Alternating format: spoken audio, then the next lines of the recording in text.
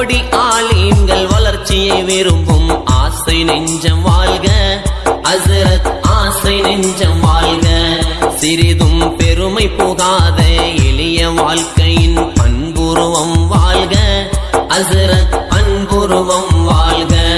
சிறிதும் பெருமை புகாத எளிய வாழ்க்கையின் பண்புருவம் வாழ்க, ஹஸ்ரத் அன்புருவம் வாழ்க.